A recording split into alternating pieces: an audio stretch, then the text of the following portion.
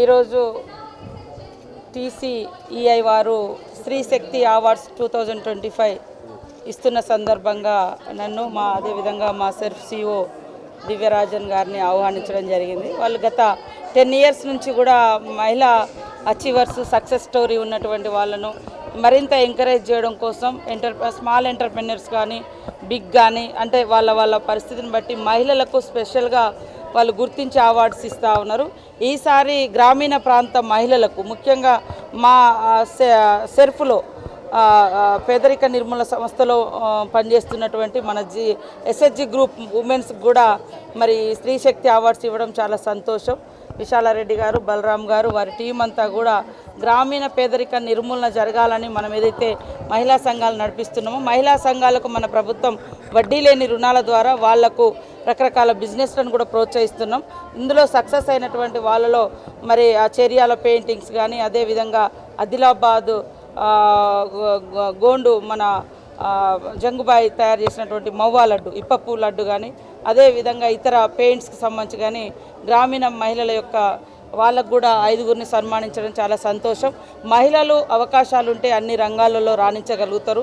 వీళ్ళకి ఏం చేత కాదు అనేటువంటి ఆ యొక్క ఒక బ్యాక్వర్డ్ మైండ్ సెట్ ఏదైతే ఉందో అది వదిలేసుకొని మహిళలు మన ఇంట్లో ఉన్నా బయట ఉన్నా ఎక్కడున్నా మన కూతురైనా మన భార్య అయినా మన తల్లి అయినా ప్రోత్సహించాలనేటువంటి అవగాహన రావాలి.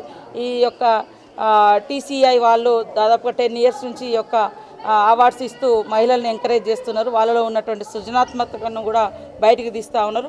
అదే కాకుండా ఈరోజు మా సెర్ప్ ద్వారా కలకత్తా ఐఐఎం వారితోటి కూడా ఎట్లా ఇన్నోవేటివ్గా తయారు చేయాలి బిజినెస్ అనేది కూడా ట్రైనింగ్స్ కూడా మా అడిషనల్ డిఆర్డిఓస్కు ఇక్కడ ఇప్పడం జరుగుతూ ఉంది, బయట ఇస్తూ ఉన్నారు.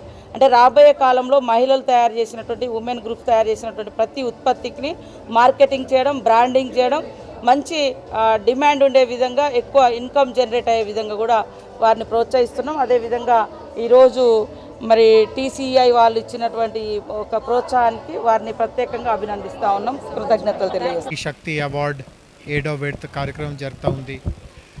7 సంవత్సరాల క్రితం Telangana chamber of event industry అనే ఒక గ్రూప్ వాళ్ళు ఇక్కడ హైదరాబాద్లో మన అందరికీ తెలుసు హెచ్ఐసిసి, హైటెక్స్, మంచి కన్వెన్షన్ వెన్యూస్ ఉండడం వల్ల చాలా ఈవెంట్స్ హైదరాబాద్లో జరుగుతూ ఉంటాయి.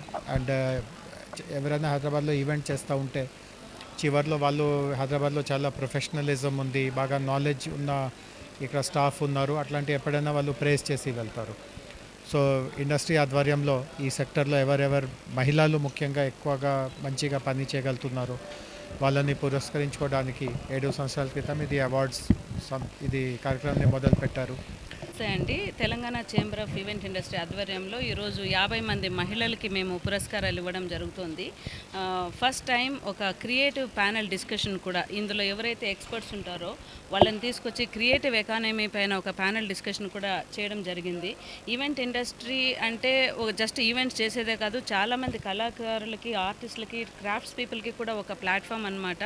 సో ఈ అవార్డ్స్ ద్వారా మనము క్రియేటివ్ అండ్ కల్చర్ ఇండస్ట్రీస్లో ఉన్న ఆర్టిస్టులని, ఈ కళాకారులని, సింగర్స్ని, ఈ మ్యూజిషియన్స్, డాన్సర్స్, ఇలాంటి వాళ్ళని కూడా ఫ్యాషన్ డిజైనర్స్ వీళ్ళందరికీ కూడా మనం ఇక్కడ పిలిచి ఓ పార్ట్నర్షిప్ బిల్డింగ్ కానీ లేకపోతే వాళ్ళకి మార్కెట్ లింకేజెస్ ఎలా చేయాలనేది కూడా చేస్తున్నాము.